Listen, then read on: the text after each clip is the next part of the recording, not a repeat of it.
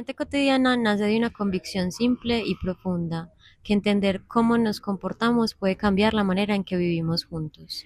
Este es un podcast sobre estudios del comportamiento, un espacio donde ideas que a veces parecen técnicas, académicas o lejanas se encuentran con la vida diaria, con nuestras decisiones pequeñas, nuestras dudas, errores e intenciones. Nos preguntamos por la mente no para clasificarla, sino para comprenderla, para reconocer sus posibilidades, pero también sus límites, para aceptar que todos somos vulnerables a sesgos, contextos y emociones, que no hay decisiones puramente racionales ni personas completamente inmunes al error. Hola, ¿cómo están? Bienvenidos a este nuestro podcast. Mente cotidiana, que ya tiene nombre. Que ya tiene nombre y ya tiene redes sociales y ya tiene piloto y ya tiene retroalimentaciones también. Hoy no tenemos invitados.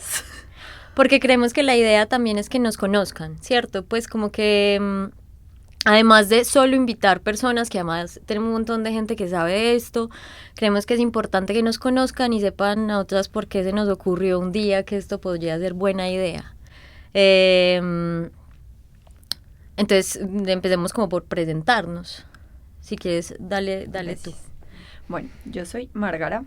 Yo soy diseñadora de comunicación y magíster en estudios del comportamiento. Entonces soy como, bueno, nosotras somos equipo, ya profundizaremos en eso, pero entonces digamos que yo soy el sector creativo de este equipo. Yo soy la que nos hace reír. Sí. Yo soy la charra de este equipo. Somos un gran equipo, pues, porque yo soy una persona muy ñoña y a veces traducir lo ñoño necesita, digamos, de alguien más creativo que pueda ponerlo en un juego, en una aplicación, en un diseño, y esa es Margarita. Yo soy Carolina Cano y soy politóloga y magíster en estudios del comportamiento, pero yo soy de la primera corte, entonces yo fui profe de Margaret.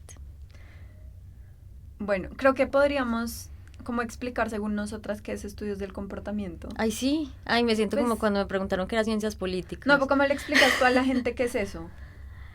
Mi papá... les voy a contar sobre mi papá. Sí.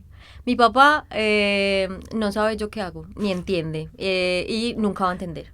Entonces mi papá lo que me dice es, escríbeme en este papelito, ¿tú qué haces? Y yo lo voy a guardar detrás de mi celular para poder decirle a la gente, ¿tú qué haces? Entonces yo siempre le digo, yo soy politóloga, yo estudio como las relaciones entre la gente, y soy magíster en estudios del comportamiento porque me gusta saber la gente por qué hace lo que hace.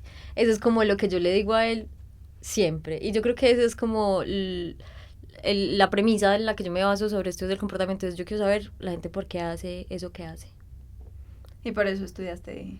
No, es una historia más larga. Pero cuente usted Ya, según yo... ¿Qué son los estudios del comportamiento? Según yo, los estudios del comportamiento es una mezcla de saberes, desde la antropología, desde psicología, sociología, y como que es un poquito de todo, y luego explica como por qué tomamos las decisiones que tomamos, qué nos lleva a tomar esas decisiones, que en estos días en una conversación era como, pues los estudios del comportamiento son más allá como de empujones y recordatorios, y creo que algo que hacemos nosotras mucho es conversar con las personas, pues como preguntar como qué te llevó a esto, porque claro, por un lado está como las decisiones impulsivas que tomamos porque vemos un letrero de descuento o porque lo que, pues como inserte marketing, pero por otro lado es como, bueno, yo soy una persona que piensa, que tiene sesgos, que tiene como toda una construcción detrás,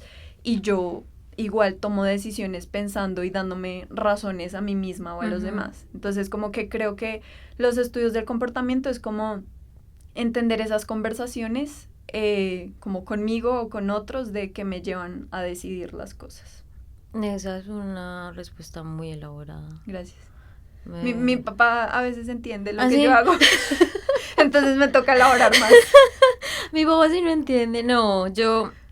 A ver, yo, digamos, un poco citando a Santiago Silva, yo también llegué aquí por la cultura ciudadana y por los estudios de confianza, porque como él dijo, Adolfo Eslava nos dañó la cabeza y nos dijo, hay que confiar en la gente y tenemos que trabajar para que la gente confíe en los demás. Porque si no confías, no hay confianza. Porque si no confías, no hay confianza. Entonces yo primero trabajé en el Laboratorio de Cultura Ciudadana, en la primera, digamos, versión que se hizo de eso en el 2019 o 18, ya no me acuerdo. Y luego pues una cosa que pasa con la ciencia política es que a mí no me gusta nada de la ciencia política. A mí pero pues como del core de la ciencia política, a mí no me gusta la administración pública, ni las políticas públicas. ¿Me recuerdas en qué es que trabajas? Sí, pero yo no trabajo como politóloga. Sí. O sea, yo trabajo en la alcaldía y hago cositas, pero yo decía como, a mí lo que me interesa es la gente. Entonces Adolfo me dijo, no, a ti sí te interesa la ciencia política, pero lo que te importan son las instituciones. Y te importan las instituciones no formales. ¿Eso qué es? Cómo la gente se comporta en el espacio público o hace acuerdos o cosas de ese tipo. Y yo dije, bueno, listo, puedo seguir siendo politóloga. Y entonces luego un día me dijo, un día yo me le monté en el ascensor y le dije, ¿usted qué está haciendo?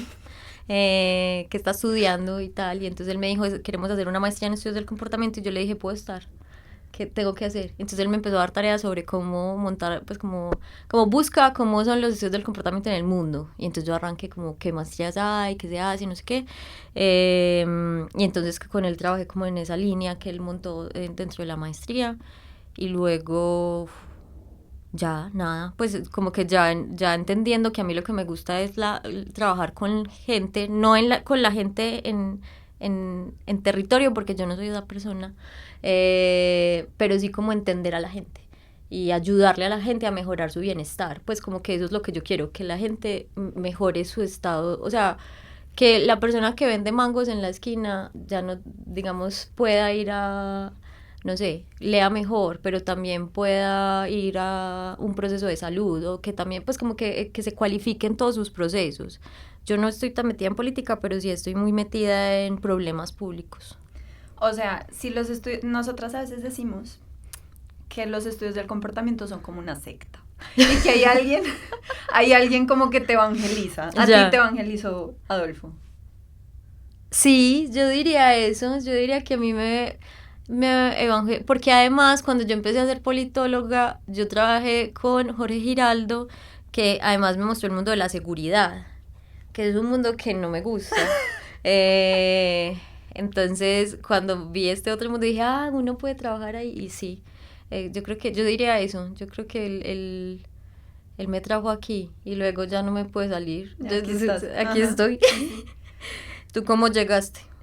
Yo estaba terminando diseño de comunicación en Bogotá, que es una carrera también nueva, o sea, como que creo que como que mi secreto es meterme en cosas que la gente recién se está inventando y como que a mí me suena y ya está. Entonces, desde mi pregrado estoy acostumbrada a decirle a la gente como esto es nuevo, es como haz de cuenta tal y cual cosa, pero en la carrera yo siempre estaba haciendo objetos como que mediaban el aprendizaje y casualmente con niños. O sea, el primer proyecto que yo hice en la carrera, que era más como muy diseño industrial, que yo decía como yo no quiero estudiar esto, era diseñen un ajedrez, y escojan una audiencia y diseñenlo para la audiencia que se imaginan.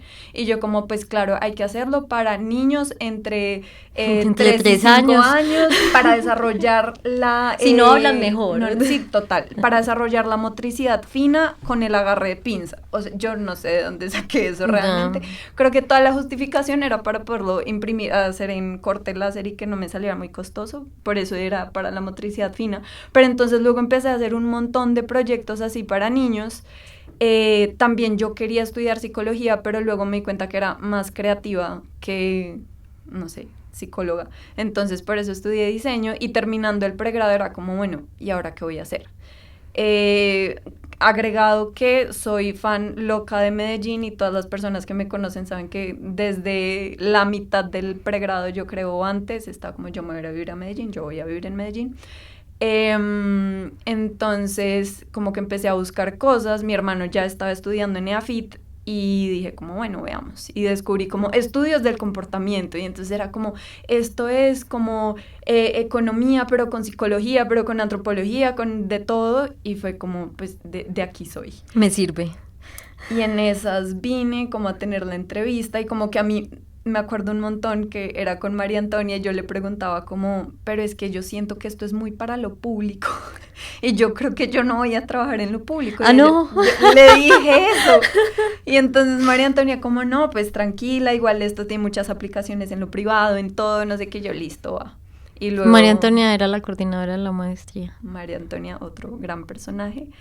Y ahí entré en esta secta que además lo otro muy lindo de los estudios del comportamiento y de estudiarlo fue que yo le ponía como nombres teóricos a cosas que yo como que intuitivamente resultaba haciendo en el diseño. Pues no voy a decir como, yo ya sabía todo esto, pero muchas veces en las humanidades como que las cosas comparten nombres y entonces como que desde diferentes ramas tienen un nombre distinto, pero entonces era como, claro, es que si yo trabajo con personas, entonces tengo que hacer un diagnóstico y entonces estas herramientas de diseño son como cuando yo en los estudios del comportamiento estoy analizando las categorías de yo no sé qué, entonces era como, para mí fue como una revelación increíble.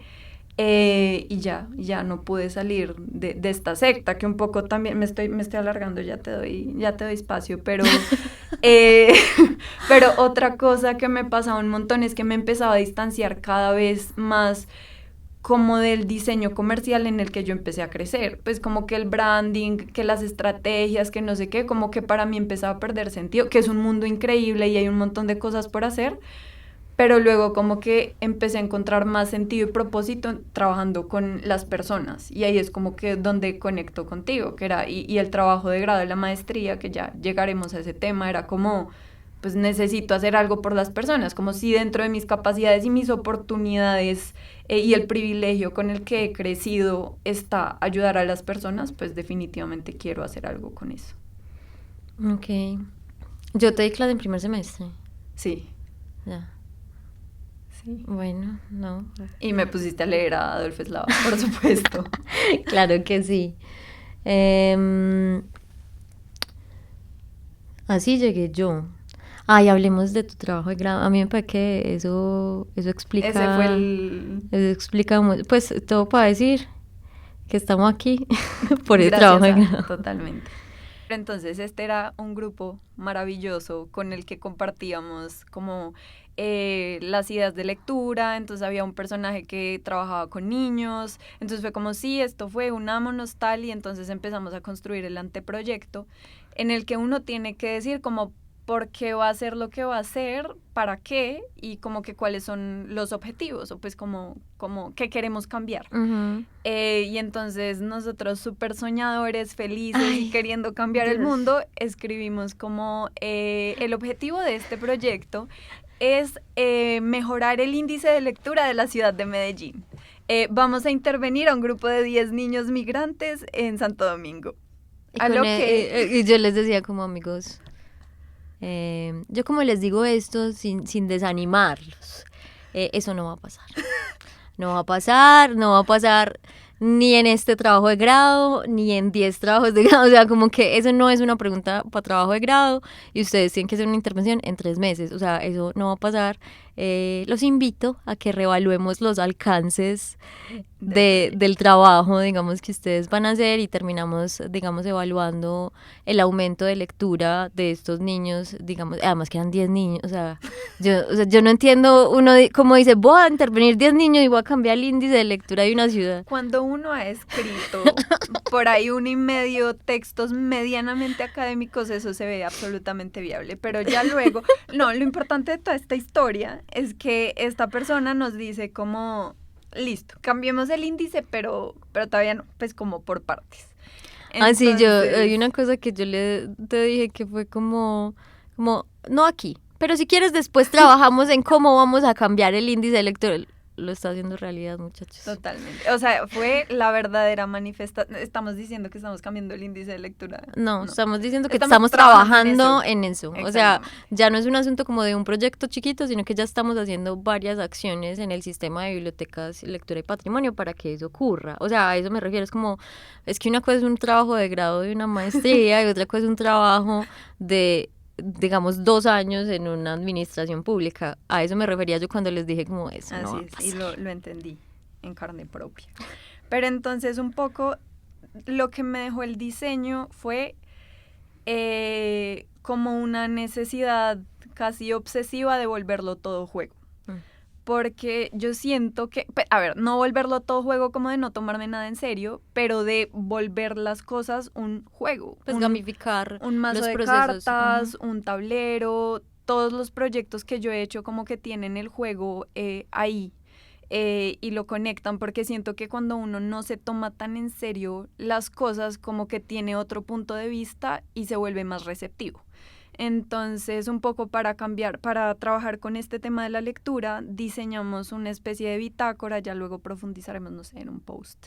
Pero entonces es una bitácora en la que cambiamos la idea de que vamos a evaluar a los niños y su calidad de lectura y su capacidad de lectura, y vamos a dejar a los niños que evalúen a los libros y que ellos digan me gusta o no me gusta, cuántas estrellas le doy. Y un poco la medida, resumiendo todo el proyecto, la primera medida fue una encuesta en la que le preguntamos a los niños como qué tan importante te parece leer, y todos los niños decían súper importante porque para pasar los cursos, para aprender, para ser inteligentes. ¿Qué tanto lees? Muy poquito. Y luego preguntábamos cuál es la persona que conoces que más lee. Entonces los niños decían como no, mi mamá, la profesora, mi primo.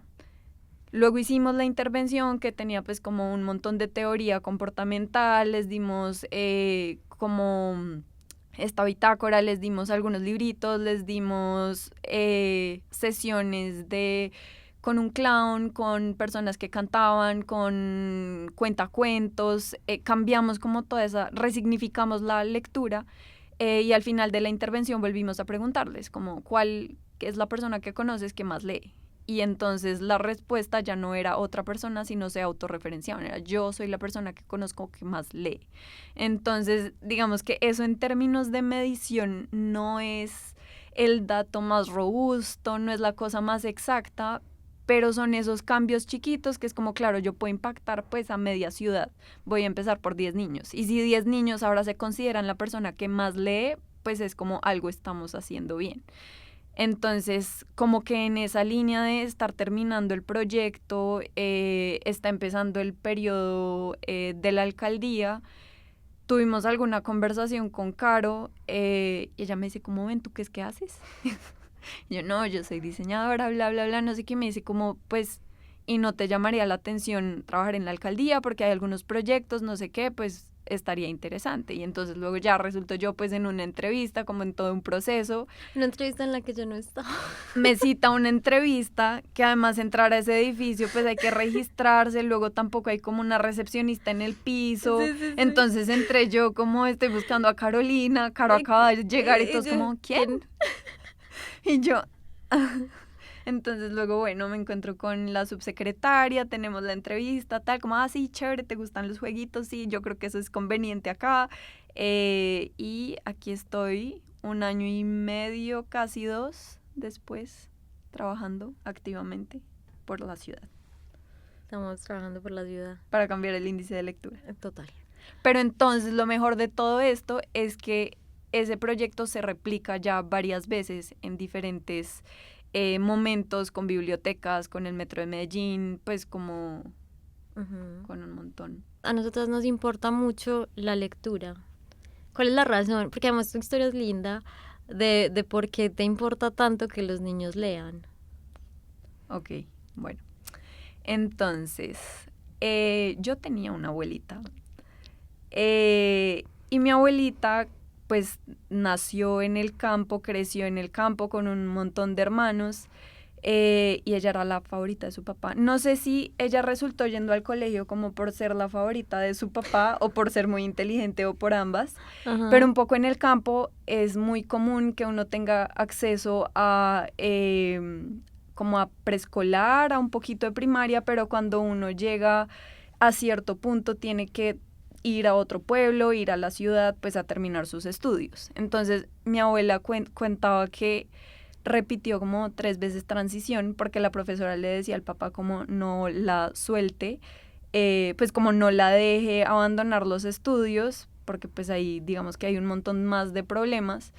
Entonces como que ellos hacen el esfuerzo, mi abuela termina como en la ciudad estudiando y su vida se transforma completamente.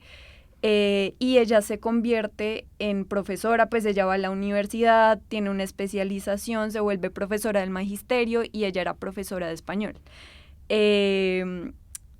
Como que conmigo era la persona más alcahueta y nunca me exigió nada así como de ponte a leer, pero para mí algo que me marcaba un montón era andar por la calle con ella y encontrarme con sus exalumnos, que además ella muchas veces no reconocía, o sea, la saludaban en la calle como profesora, y mi abuela como, a mí eso no ¿cómo me estás? pasa.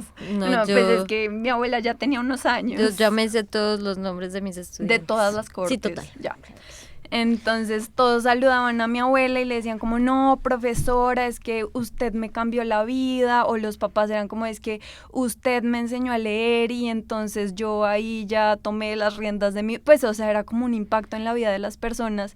Me acuerdo que ella me contaba de como una tarea que les dejaba y les decía como ustedes van a escribir un discurso como si fuera su posesión de la alcaldía, como ustedes mañana son elegidos como alcaldes, y entonces van a hacer el discurso de elección. Y entonces resulta que uno de esos estudiantes de mi abuela se volvió alcalde en el futuro. Y entonces le decía como, señora, es que yo todavía me acuerdo de cuando usted me puso a escribir eso. Y digamos que toda su vida profesional y su vida de docente, pues era como atravesada por la lectura, y para mí era como ver de frente el impacto que tiene pues el saber leer, y el que la lectura esté en la cotidianidad de las personas. Entonces, pues para mí ese es el cambio directo, es una manera de transformación social y de crecimiento. Entonces, creo que esa es la razón de mi fijación con la lectura. Sí, yo creo que la mía, pues porque para esto tenemos que estar juntas en esto, es porque yo creo que a mí leer me ha salvado la vida muchas veces. Porque yo no soy, o sea, yo soy una persona muy querida. O sea, yo puedo ser muy querida, pero soy una persona a la que le gusta estar a solas. Entonces, para mí es muy importante tener como ese espacio con los libros. Y hay momentos en la vida, por ejemplo, cuando yo estoy muy triste, leo a Perelman. Por favor, side note, ¿quién es Perelman? Perelman es un señor que se dedicó a la teoría de la argumentación, es decir, el señor se dedica a interpretar, pues sobre todo como discursos retóricos. Que sí, pues digamos, él tiene un tratado de la nueva retórica que es como cómo vamos, digamos, como a construir la relación, digamos, como los discursos y persuadir audiencias. Pero, digamos, luego vamos a entrar en eso cuando hablemos de argumentación y estudios del comportamiento, que es una cosa que a mí, digamos, también me ha traído aquí, me mantiene aquí, y es que a mí me importa mucho la relación del lenguaje con el comportamiento. El lenguaje tiene mucho que ver, la manera en la que la gente se expresa, la manera en la que uno construye una idea, dice mucho de los marcos mentales que uno tiene, pues, o lo que está detrás de eso. Pero eso, como que yo soy una persona que necesita ese tipo de cosas, como cuando estoy aburrida, digo como voy a leer algo que yo no entienda. Voy a leer algo que yo necesite sentarme y decir como, ¿qué? Y luego llega el lunes y dice como, descubrí que para Aristóteles, porque Aristóteles es un pastor dentro de esta iglesia. Sí, pues es como, estaba aburrida y quería hacer algo tranqui un domingo, me puse a leer, pues la política. La ética de Aristóteles, sí. Entonces yo creo que, digamos, muchas veces cuando uno crece, hay niños más acompañados que otros, hay niños que tienen más oportunidad de que los papás estén ahí. En mi caso, digamos, pues mi papá siempre estaba ahí, pero mi papá no es una persona que lea, que comparte, no sé qué. Pero entonces, cuando yo descubrí que yo podía leer, la vida cambió. Yo nunca más me volví a sentir como aburrida, como desparchada, pues como no tengo nada que hacer. No, yo sí tengo que hacer, tengo un montón de cosas que hacer. Tengo 3 estantes llenos de cosas por hacer. Para la jubilación. Sí, claro, entonces como que eso me parece que, y me gusta que las cosas que hacemos tienen que ver con cómo los niños se relacionan con los libros a través, digamos, de la recreación y del disfrute. Porque muchas veces, entonces estamos con el mundo de las redes, estamos como muy desconectados. Yo creo que la lectura te conecta con otro tipo de cosas, con otros seres humanos, te conecta, yo sé que es un objeto, pero es un objeto que implica un montón de relaciones, y muchas veces para los niños las bibliotecas son los lugares de cuidado, son los lugares que tienen para ser cuidados, para disfrutar, para no sé qué. Entonces como que a mí eso me llama la atención y por eso terminamos haciendo un montón de intervenciones para la lectura, pues porque además terminamos trabajando como en un lugar donde eso es posible. Es una de las cosas que más nos interesa. Es que yo quiero que no solo hablemos de estudios del comportamiento en este capítulo, Okay. Porque vamos a tener 10.000 oportunidades de hablar de eso, sino como de esto por qué, ¿cierto? Y de quiénes somos nosotras. Como yo creo que ya se ve, yo soy una persona muy ñoña, pues esa soy yo en la vida. Y creo que se ve que tú eres una persona muy creativa, ¿cierto? Y como que por eso llegamos a este lugar, porque además nos importa la gente. Como nos importa la gente, queremos hacer este podcast. Queremos escuchar, digamos, como incluso en algún momento preguntarle a la gente qué entiende por esto y qué le gustaría aprender. Porque yo creo que si los humanos nos inventamos teorías y disciplinas y un sistema de educación, tiene que ser para mejorar la vida de la gente. Si no, ¿para qué? Pues, o sea, si yo pienso un montón, leo un montón y creo una universidad y me invento todo un entramado y tal, entonces me invento los estudios del comportamiento y hay noveles de eso y no sé qué, ¿para qué?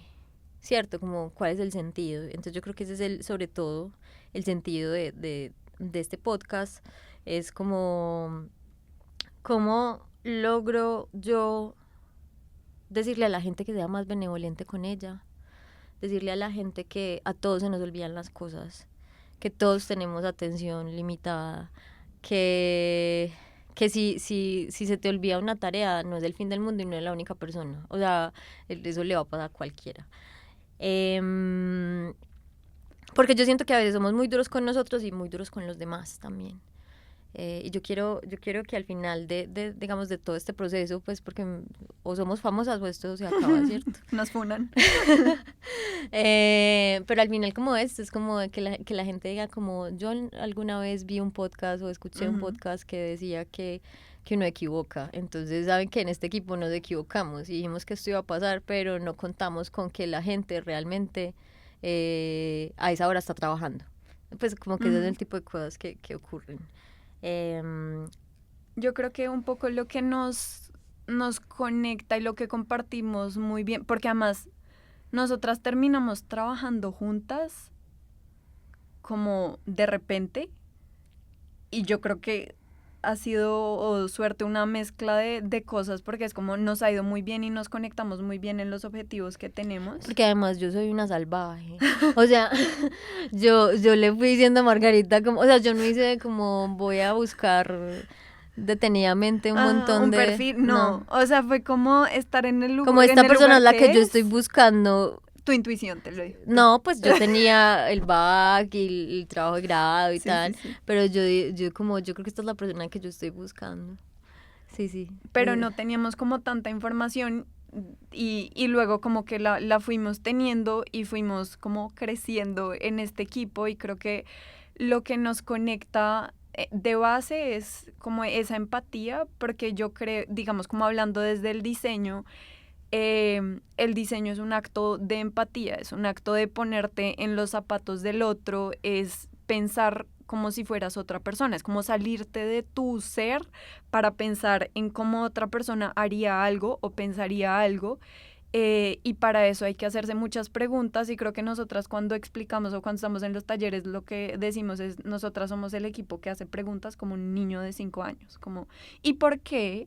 ¿Y para qué? ¿Pero por qué haces esto? Y seguro que eso funciona, pero ¿y por qué no mejor tal cosa? Pues además que hacemos las preguntas obvias, a mí, pues obvias para nosotras, claro, y además porque llevamos ya mucho tiempo haciendo esto. Pero, por ejemplo, la pregunta básica que siempre hacemos es, ¿ya le preguntaste a la gente? Como que cuando están haciendo una intervención, lo primero que decimos es como, tú ya le preguntaste a los jóvenes ellos si quieren estudiar o no quieren estudiar y pasar a la universidad. Tú ya le preguntaste a los papás de los niños por qué los traen o no los traen a la hora de la lectura. Tú ya les preguntas y casi siempre la respuesta es no. No les he preguntado, o sea, esto como que lo que yo asumo que lo que yo estoy pensando es lógico, que todos podemos ser lógicos, aunque eso no tenga mucha validez a veces. ¿Yo qué estaba diciendo? Asumimos. Ya, sí. No entonces, preguntamos. Esta soy yo, bueno, otra vez. Eso, como que muchas veces la gente diseña desde lo que cree. Como o lidera, diseña, gestiona, administra desde yo tuve una idea anoche. Pero además, esas ideas también son como, voy a hacer algo para hacerme la vida más fácil a mí mismo. Ajá. Y luego, si hay algo que yo he aprendido en los estudios del comportamiento, es como, si yo le hago la vida más fácil un poquito a las otras personas, luego por alguna razón eso va a ser más fácil para mí. O sea, si yo lidero un equipo y entonces yo les digo como mira este cronograma, mira este plan, mira esta guía, luego mi proceso va a ser más fácil. O sea, es como un tema más colectivo, como que no está el interés individual de si yo hago esto me voy a resolver la vida a mí, y ahí está la benevolencia de la que tú hablas. O sea, es como hay que ser más como más suaves con las otras personas, porque lo otro que sucede también es que vivimos en un constante sobreestimar y subestimar a las personas. Entonces somos como, no, pues es que las personas obviamente tienen que entender esto, o sea, es como no van a entender, es que es obvio. O es que yo le expliqué, porque no entendió. Porque no entiende. O sea, es como si asumiéramos que explicar o decirle a Margarita, mira, esto es un computador y esto funciona de esta manera, pero yo nunca me pregunté si ella había visto uno en su vida, o si era la primera vez, o si, digamos, como que eso me impresiona muchísimo. Y luego también lo subestimamos porque les explicamos 85,000 veces cosas, pues como que ya estuvieron, y eso cómo se resuelve, pues conversando.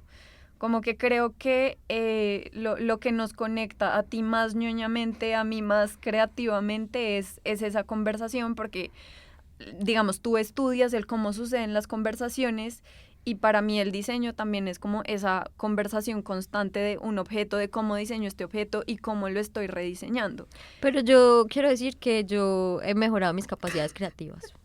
Ya sabes poner emojis en Excel. Sí.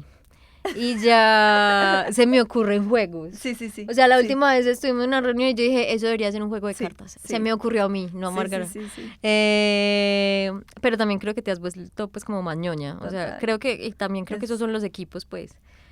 Uno no atraviesa la vida de la gente sin tocarla, pues. O sea, uno no conoce a alguien y no le cambia, así sea cualquier cosa. Mira que ahora que justo dices eso, y pienso, cuando a mí en diseño me estaban explicando el diseño de experiencias, que muchas veces uno lo entiende como, ay, sí voy a diseñar como un pop-up de esta marca y voy a tal, pero ¿Qué luego es un pop-up? Un pop-up, pues, no sé, una activación de marca en un centro comercial. ¿Eso es un pop-up? Sí, un pop-up es algo itinerante, pues. Pero entonces, digamos, como que para entender la lógica del diseño de experiencias, una profesora que ahora es muy amiga mía, tengo algo por hacerme amiga de mis profesoras, me decía como las experiencias tienen que atravesar el cuerpo. Sí, total.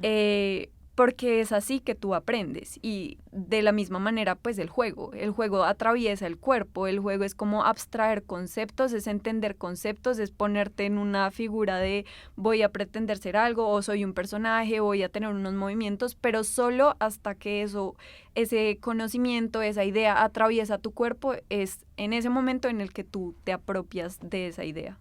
De acuerdo. Yo creo que ya contamos demasiadas cosas. Yo creo que ya la gente le queda un poquito como claro ¿Esto de qué va? esto de qué va. Digamos, la idea de este podcast también es nuestra excusa para hablar con gente que admiramos mucho también, para traer personas que no conocemos también, y para poner esta conversación, digamos, como afuera, pues como por fuera de la universidad, por fuera de la unidad en la que trabajamos, que somos, esta es la unidad. Digamos como que creo que esto es una oportunidad. Nosotras estamos aprendiendo también. Creo que nunca explicamos nosotras qué hacemos. Yo los voy a dejar que adivinen. Nosotras, yo coordino una unidad de cambio social, que es donde, digamos, trabajamos las dos, y lo que hacemos es hacer intervenciones comportamentales para el sector público. ¿Eso qué es? Buscar problemas e intentar solucionarlos con los estudios del comportamiento, con el diseño, con la comunicación, con la retórica, pues como coger todas estas cosas que nosotras sabemos, que queremos además como que se junten, para hacer que la gente tenga una mejor vida, para que viva mejor junta. Ya eso hacemos, pues eso, y hacer preguntas. ¿O qué más hacemos? Preguntas. Hacemos muchas preguntas. Encuestas. Diseñamos cositas. Narrativas, porque otra vez el lenguaje tiene mucho que ver con el comportamiento, pero eso hacemos pues desde hace, pues yo hace 2 años ya, Margarita como año y medio. Yo me estaba despidiendo, sí, y usted no me dejó. Sí, no, ya despídete. Muchas gracias. Esperamos que esta conversación, que no tuvo, digamos, como ningún sentido o ningún sentido como de orden. Ya, un o sea, hilo. Exacto, Ajá. Como que no tuvo sentido en tanto orden lógico de las cosas. No, sentido creo que tiene. Sino como eso, como que no tuvo un orden, pero creo que tenía como propósito esto, básicamente, como contarles un poquito de nosotras y de lo que hacemos y hemos hecho. Sí, bueno, muchas gracias por ver este podcast. Nunca cambien. Suscríbanse, denle like a petición del público que dice que uno tiene que hacer estas cosas. Nada, gracias. Nos vemos en el próximo episodio con una invitada muy especial. Adivinen en los comentarios. Bueno, chao. Adiós. Chao, adiós. Gracias por escuchar este episodio de Mente Cotidiana. Creemos que conversar es una forma de intervenir en el mundo, que escuchar es una forma de cuidado y que aprender juntos puede ser el inicio de mejores decisiones colectivas. Mente Cotidiana es una invitación a mirar de nuevo lo que creemos obvio, a dudar con humildad y a reconocer que la mente, en lo cotidiano, siempre está haciendo más de lo que vemos.